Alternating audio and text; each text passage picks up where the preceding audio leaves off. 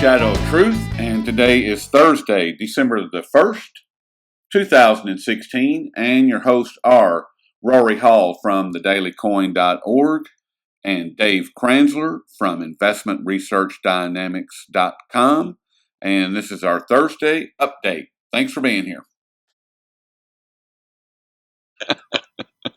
Well, we'll see.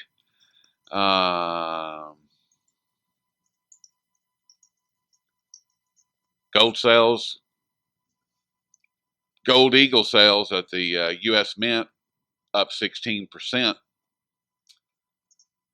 in the month of November. The month of November, up 16%, and that's according to Louis Camersano. He keeps a close eye on the mint sales every day. And okay. I found that to be very interesting, that while the Silver Eagle sales have kind of fallen off a cliff for the year, and supposedly they've stopped, even though the Mint is reporting daily more American Silver Eagles selling. The gold. How are they doing that? I thought they stopped producing them. Well, that's what I thought too. But like yesterday, they reported they sold 150,000 American Silver Eagles. So I'm not sure what's going on there. I know their numbers are still way, way off. I mean, I predicted a couple times that they were going to hit somewhere around 37 million as a final number, and it looks like it's probably going to be around 38 million. Somewhere between 37 and 38. If they breach 38, it'll be a miracle. What's going on with the cashless society and the with India blowing up, and the unintended consequences going on over there are still, they just keep growing. But what happened, Dave, is, and I don't even think I've talked to you about this, is an expat living in Thailand sent me an email saying that Thailand was getting ready to eliminate their coins from the system.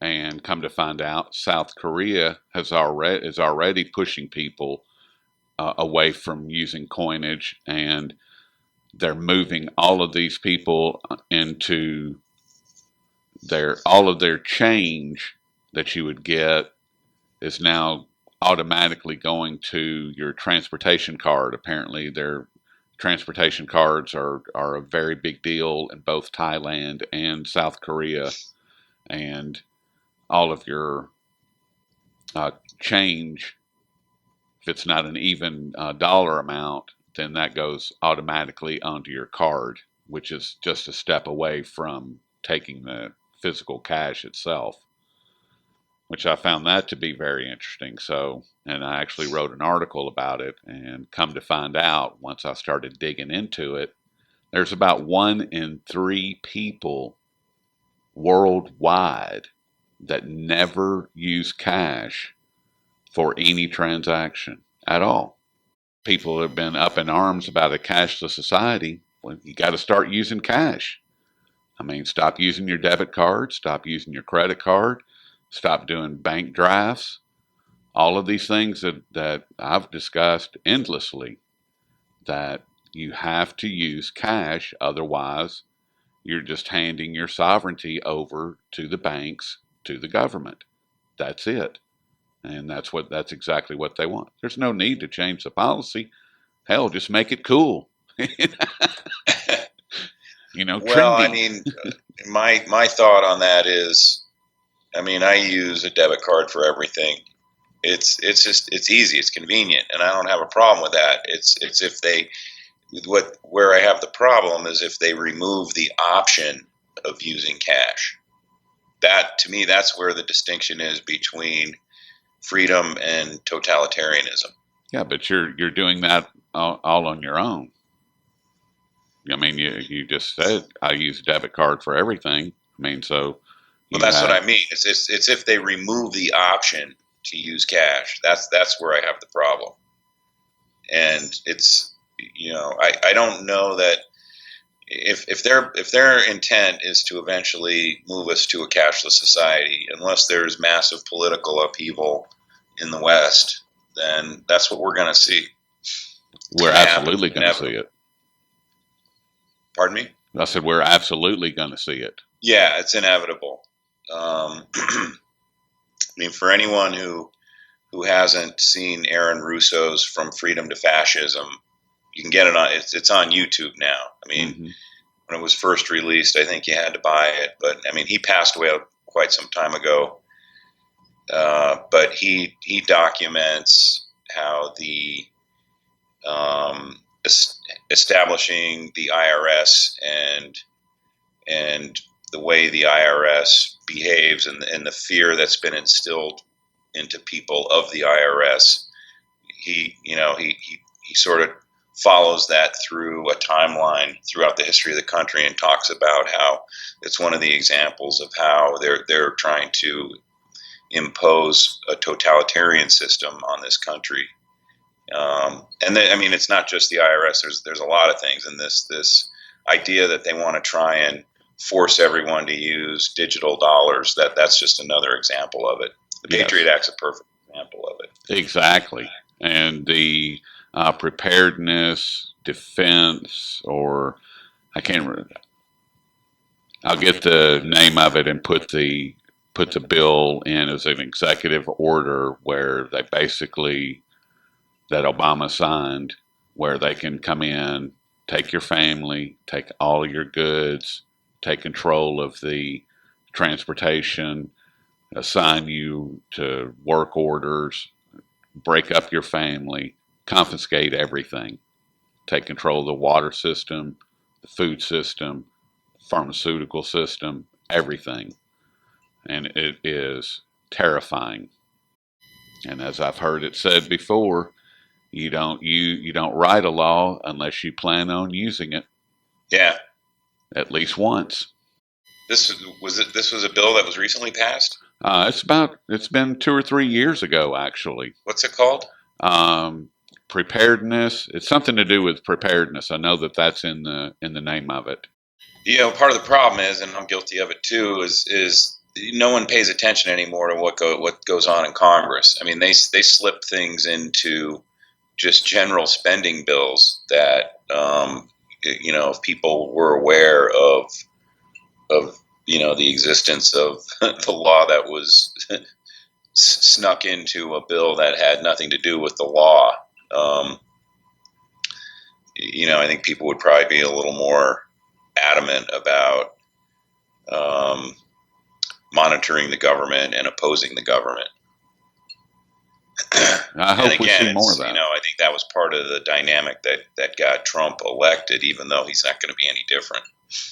I think you're absolutely right. I don't think there's going to be any difference. I mean, according to what I'm reading and hearing, and you and I discussed this before the election, it's not going to change.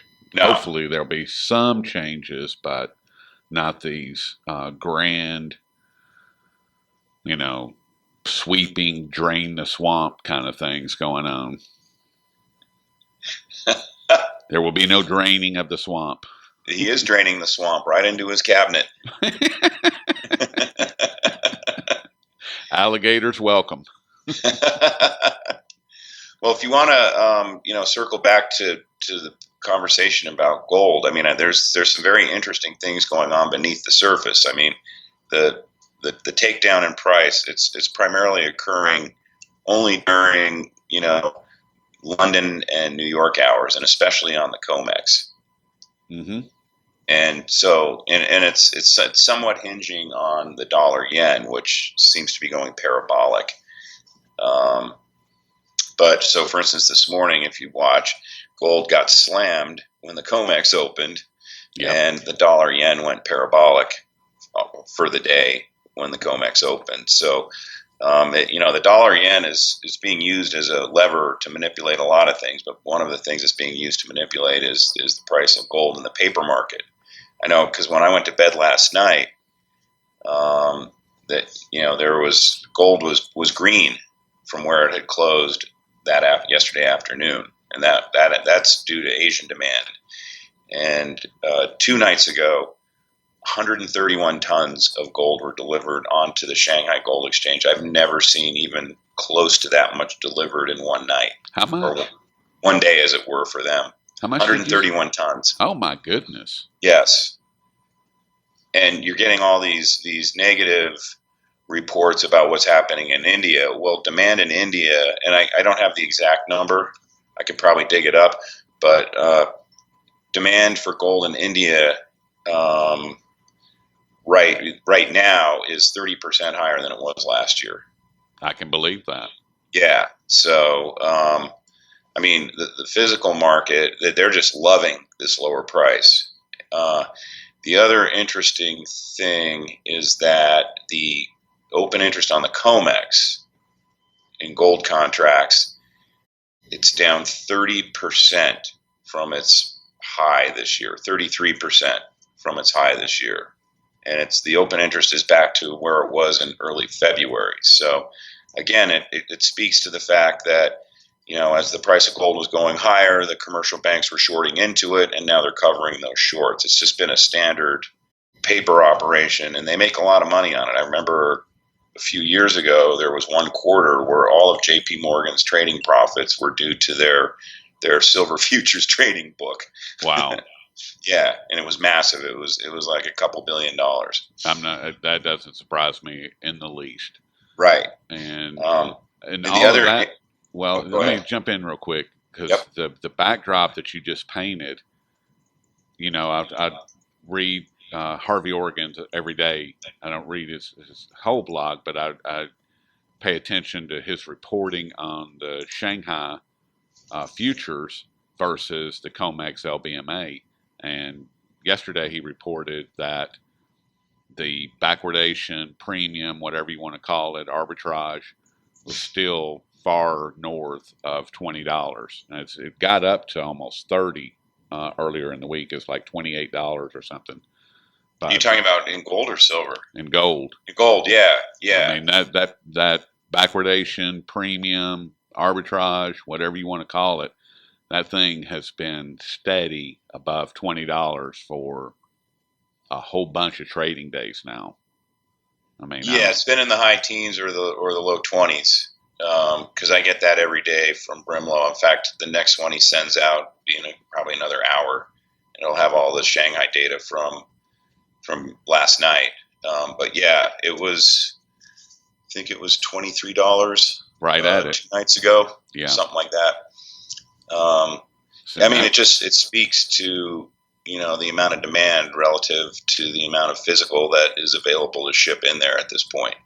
So the other interesting thing is that in the context of the paper open interest declining 33% since it's early February, or since its high earlier this year, it would have been midsummer when it peaked, and it's back down to where it was in early February, is that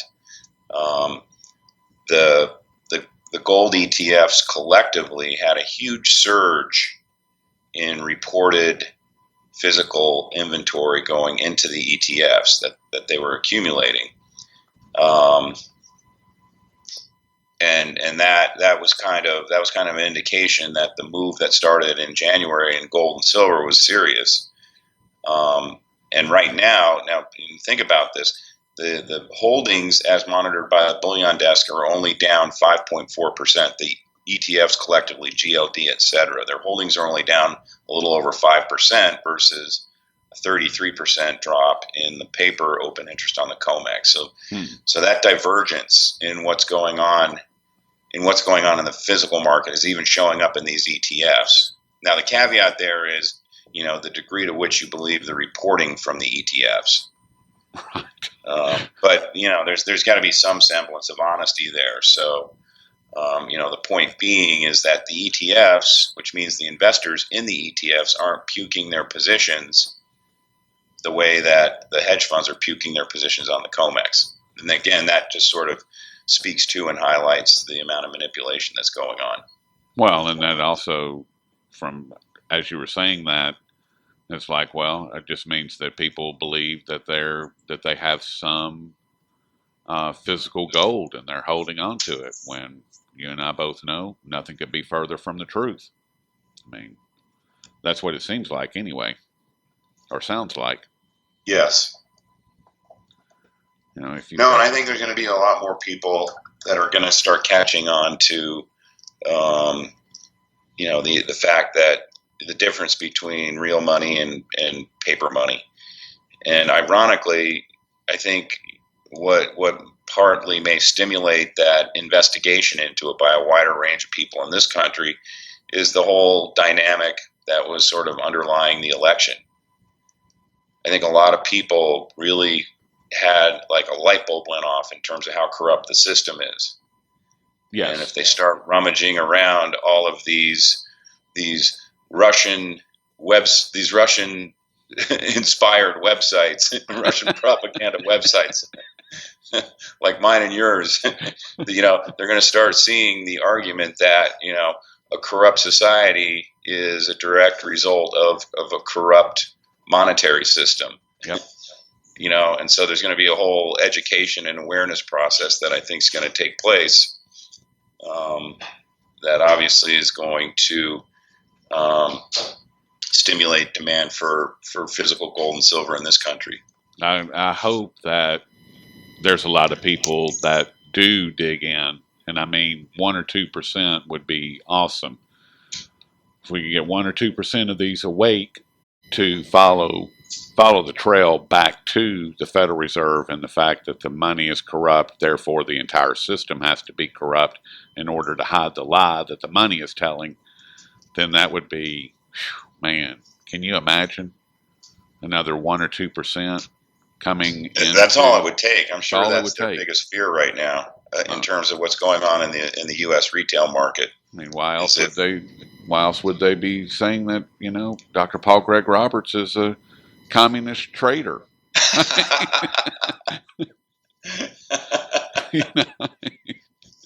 I mean, you and I is one thing, or that's one thing, but when you start calling out, David Stockman and Dr. Roberts, I mean, give me a break. And Ron Paul. And Ron Paul. Well, he's a criminal. It's pathetic. Well, at least Putin and the Kremlin have reached out to Dr. Roberts and offered him a passport and free passage. So, yeah, I actually exchanged a bunch of emails with Craig last night, and he's having a good time with this accusation that he's a conduit for Russian propaganda. Did you see his that brief interview he did on RT? I missed it. It's about 6 minutes, and I mean he's laughing the whole time because it's just such a joke. He talks about, in that article that he wrote about his comrade in arms, Ronald Reagan.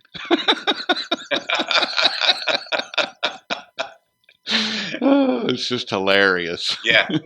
Ronald Reagan was a Russian plant, right? Oh my goodness! It just shows that in itself just demonstrates how far off the rails the mainstream media, and more importantly, their overlords have become, and how disconnected they are from reality. Because nobody believes that. And the 200 websites that they've pointed out, I'm sure that they have enjoyed a nice uptick in their traffic, in their email subscriptions, in their Twitter followers across the board. And if they haven't, they should. And that's because these guys they're just so far disconnected, it's not even funny. It's amazing. It is. I think amazing. A lot of people are catching on to that too. I know CNN's viewer count is plummeting. Apparently, it's a double-edged sword for these guys because to the extent that people look at that and question the validity of it, it's gonna cause people to explore the very object that the press is trying to smear. That people are going to look at that, and this could really create an awakening. A wider awakening. I don't know that it will, but it could.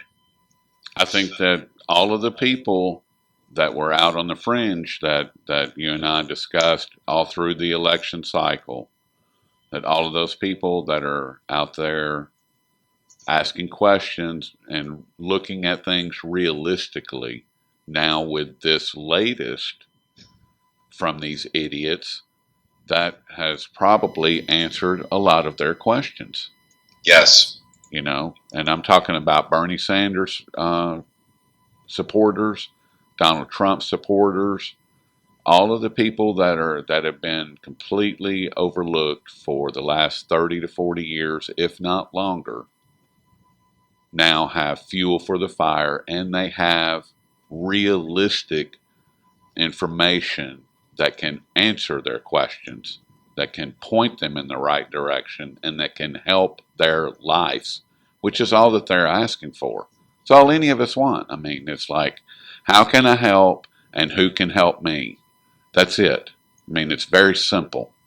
Yeah.